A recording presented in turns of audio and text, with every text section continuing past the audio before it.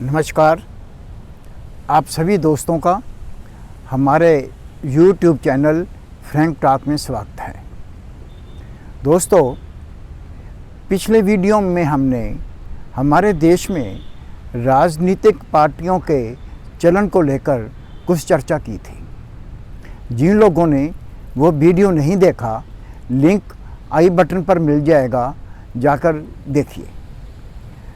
जिन लोगों ने हमारे चैनल को सब्सक्राइब नहीं किया, कृपया सब्सक्राइब करें और बेल आइकन दबाएं।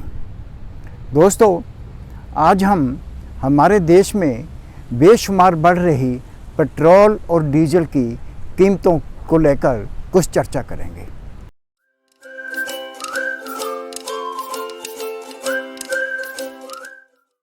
फ्रेंड्स, आप सभी को पता है कि हमारे देश में पेट्रोल और डीजल की कीमतें बहुत बढ़ रही हैं। पिछले कुछ दिनों से तो ये लगातार बढ़ रही हैं और लगता ये है कि सरकार इस दिशा में कुछ कर ही नहीं रही है, कोई कदम ही नहीं उठा रही है। रादर जब इंटरनेशनल मार्केट में प्राइस कम हो रही है तो सरकार एक्साइज ड्यूटी या वैट बढ़ाकर उस प्राइस को बढ़ाने में कदम उठा रही है। दोस्तों, पेट्रोल और डीजल की कीमत बढ़ने से ये महंगाई सिर्फ पेट्रोल और डीजल तक सीमित नहीं रहती। इसका असर एलपीजी गैस पर भी पड़ता है और देश की और सभी वस्तुओं पर इसका असर पड़ता है, जिससे महंगाई की रफ्तार दिन दूनी रात चौगुनी तरक्की कर रही है। दोस्तों, ये महंगाई की मार से लोग इतने पीड़ित हैं कि वो चला रहे हैं, त्राही त्राही कर रहे हैं। दोस्तों, 2014 के इलेक्शनों से पहले इंटरनेशनल मार्केट में पेट्रोलियम प्रोडक्ट्स की कीमत में, क्रूड ऑयल में बेतहाशा वृद्धि हुई थी और उसके फलस्वरूप हमारे देश में पेट्रोल और डीजल की कीमतों में भी बहुत वृद्धि हुई थी। लेकिन उस समय विरोधी पार्टियां, खास करके आज के हमारे प्रधानमंत्री श्रीमान मोदी जी तब गुजरात के मुख्यमंत्री थे, तब वो कहा करते थे कि सरकार ने मौन धारण कर लिया है, सरकार इस दिशा में कोई कदम नहीं उठा रही है, सरकार फेल हो गई है, सरकार विफल हो गई है। रादर वो इसकी घोर निंदा करते थे कि पेट्रोल और डीजल में इतनी वृद्धि नहीं होनी चाहिए, क्योंकि इसका असर देश की अर्थव्यवस्था पर भी नेगेटिव पड़ता है और लोग भी इससे बहुत दुखी होते हैं। दोस्तों, इंटरनेशनल मार्केट में क्रूड ऑयल की कीमत 2014 से पहले बहुत अधिक थी, लेकिन 2014 मई में जब मोदी जी ने सत्ता संभाली तब इसकी कीमत $106 प्रति बैरल थी। यही कीमत इंटरनेशनल मार्केट में मई 2017 में प्रति बैरल $68 घटकर हो गई थी। लेकिन इतना कमी होने के बावजूद भी हमारे देश में पेट्रोल की कीमत में कोई कमी नहीं आई थी और यही इंटरनेशनल लेवल पे पेट्रोल प्रोडक्ट्स की कीमत में कमी इतनी आई कि मई 2020 में ये प्राइस प्रति बैरल $30 तक आ गई। तब भी लोगों को इसका कोई लाभ नहीं मिला था। जब इंटरनेशनल मार्केट में कमी आती थी तो सरकार एक्साइज ड्यूटी में या स्टेट्स जीएसटी में वृद्धि कर देती थी, ताकि उस इंटरनेशनल मार्केट में कमी का लाभ किसी भी तरीके से लोगों तक न पहुंचे। और एक मज़े की बात है कि जो सरकार अब एक सेंट्रल सरकार जो एक्साइज ड्यूटी लगाती है, उसका करीब करीब 25% से ज़्यादा हिस्सा स्टेट गवर्नमेंट से शेयरेबल भी नहीं है। ये लगता है कि इस एक्साइज ड्यूटी के शेयर से केंद्र सरकार स्टेटों को भी वंचित रखना चाहती है। इसके साथ साथ ही पेट्रोल और डीजल प्रोडक्ट्स को अभी तक जीएसटी के नीचे नहीं लाया गया है। इसका क्या कारण है, किसी भी समझदार व्यक्ति की समझ से बाहर है। जीएसटी काउंसिल में मेजॉरिटी बीजेपी रूल्ड स्टेट्स की है।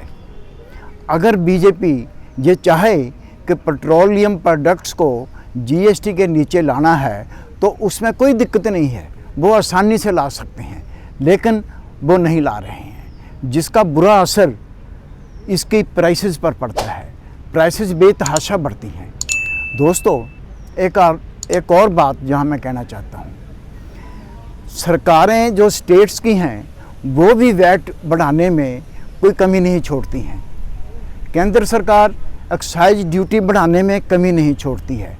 कहने का मतलब ये है कि स्टेट की सरकारें अक्रॉस दी पार्टी, चाहे बीजेपी की सरकार हो, चाहे किसी विरोधी पार्टी की सरकार हो और केंद्र सरकार हो, ये सभी टैक्स में वृद्धि करके पेट्रोल की प्राइस को कम होने से रोक रहे हैं और इससे लोगों को बहुत ही तकलीफ़ हो रही है। लोगों की पीड़ा का ना स्टेट की सरकारों को ध्यान है, ना ही केंद्र की सरकार को ध्यान है। दोस्तों, इस बात में कोई संदेह नहीं है कि हमारे देश की वर्तमान केंद्र सरकार अपने आप में बहुत सक्षम है, क्योंकि उसके पास फुल मेजॉरिटी है और सत्ता के लिए उसको किसी दूसरी पार्टी पर निर्भर नहीं होना पड़ता। अगर केंद्र सरकार चाहे तो इनमें एक्साइज ड्यूटी में कमी करने के पश्चात प्राइसेस को काफ़ी कम कर सकती है, लेकिन वो ऐसा नहीं करती है। दोस्तों, जब कांग्रेस सरकार के दिनों में कीमतें बहुत ज़्यादा थी तो मोदी जी बहुत ऊंची आवाज़ में कहा करते थे कि पेट्रोल डीजल की मार अब की बार मोदी सरकार। मैं मोदी जी से रिक्वेस्ट करना चाहता हूँ, विनती करना चाहता हूँ कि मोदी जी, आप जनरली मन की बात करते हो। मन की बात लोगों से आप महीने में तकरीबन 2 बार करते हो। अपने मन की बात तो आप लोगों से कह लेते हो। लोगों के मन की बात मोदी जी कौन सुनेगा, क्योंकि सरकारें तो सुनने से इनकार कर गई हैं। आपने कभी भी पेट्रोल प्राइसेस को लेकर या डीजल की प्राइसेस को लेकर कोई चर्चा नहीं की है, कोई बयान नहीं दिया है, कोई एक्शन नहीं लिया है। बयानबाजी तक ही सीमित नहीं रहना है। हमारी आशा ये है कि आप इस पे कोई ना कोई एक्शन लें ताकि इनकी कीमत कम आए, ताकि लोगों पर इसका बोझ ना बढ़े। एक बात और मैं कहना चाहता हूँ दोस्तों, हमारी केंद्र की सरकार इस वृद्धि को जस्टिफाई करने के लिए कोरोना बीमारी का सहारा ले रही है। वो बार बार कहती है कि कोरोना से लड़ने के लिए हमें धन की ज़रूरत थी, सरकार को लोगों को सब्सिडी देने के लिए या लोगों को कोई रियायतें देने के लिए रुपए की ज़रूरत थी, इसलिए पेट्रोल की कीमतें बढ़ाई गई हैं। मैं ये कहना चाहता हूँ कि कोरोना की शील्ड लेकर प्राइस राइज को जस्टिफाई करने की बात मोदी जी मत करें। मेरा आपसे अनुरोध है कि नागरिकों की आवाज़ सुने। मोदी जी, आप ही ने तो कहा था कि मैं प्रधानमंत्री नहीं प्रधान सेवक होऊंगा। प्रधानमंत्री जी, क्या प्रधान सेवक का काम यही होता है कि लोगों की पीड़ा को ना सुने? जब मनमोहन सिंह जी नहीं बोलते थे तब उनको कहते थे आप कि मौन धारण किया हुआ है।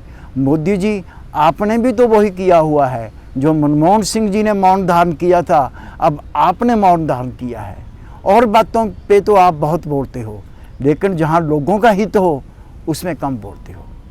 दोस्तों, अगर आपको मेरा ये वीडियो पसंद आया हो तो इसको लाइक करें, शेयर करें, कमेंट करें और सब्सक्राइब करें।